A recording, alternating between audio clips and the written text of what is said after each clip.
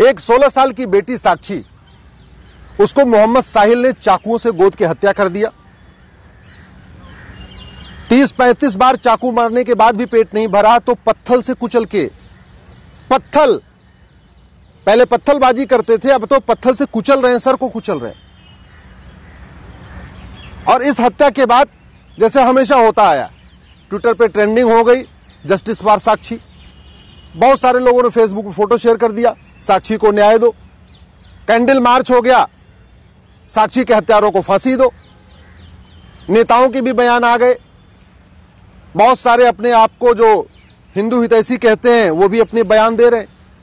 और हमेशा ऐसा होता है, पिछले 75 साल में ही हो रहा है।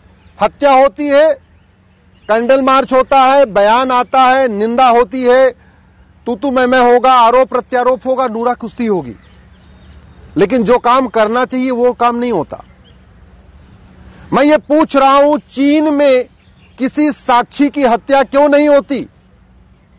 सिंगापुर में कोई साहिल मोहम्मद आके किसी साक्षी को क्यों नहीं मार देता?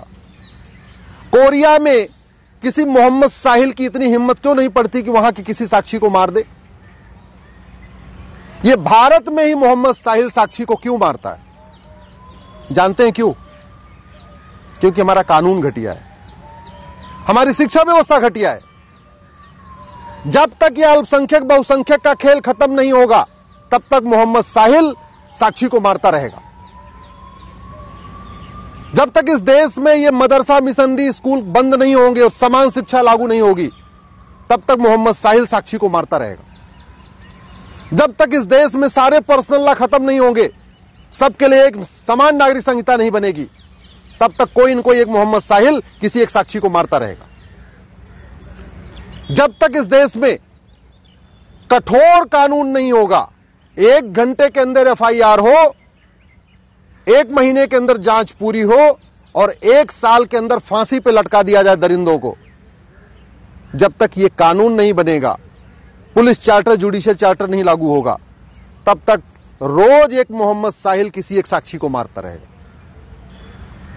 इसलिए मैं बार बार कहता हूं, तू मैं करने, निंदा करने, आरोप प्रत्यारोप करने, कैंडल मार्च करने, ट्विटर ट्रेंडिंग करने, फेसबुक पे लिखने, फांसी की मांग करने से फांसी नहीं होगी। फांसी देने के लिए तो कानून बनाना पड़ेगा, नार्को पॉलीग्राफ ब्रेन मैपिंग कानून बनाना पड़ेगा।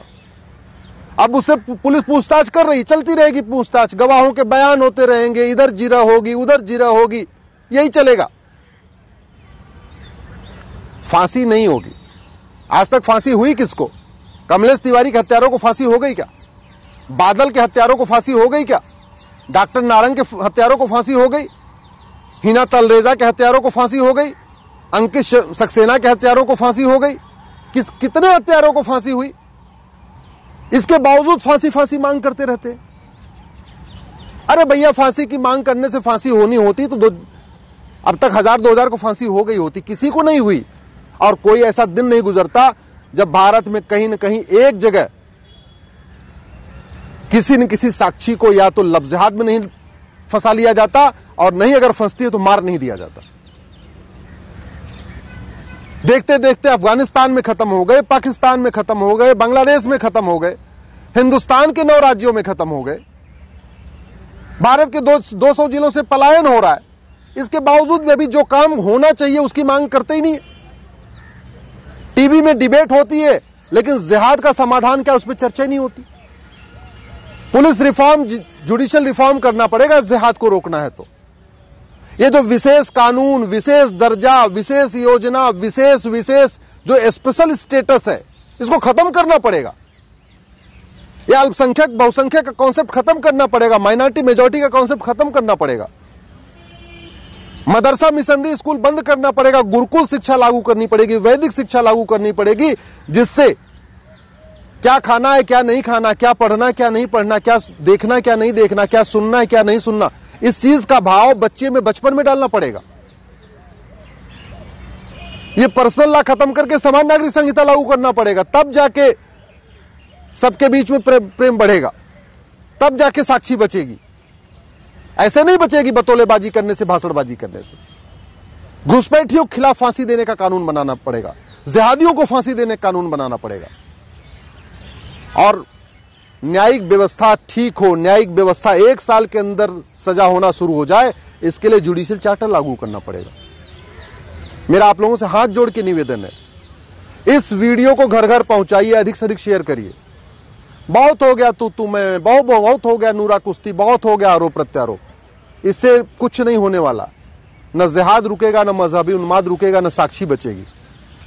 देश को बचाना है, सनातन संस्कृति को बचाना है तो कानून बनाना पड़ेगा।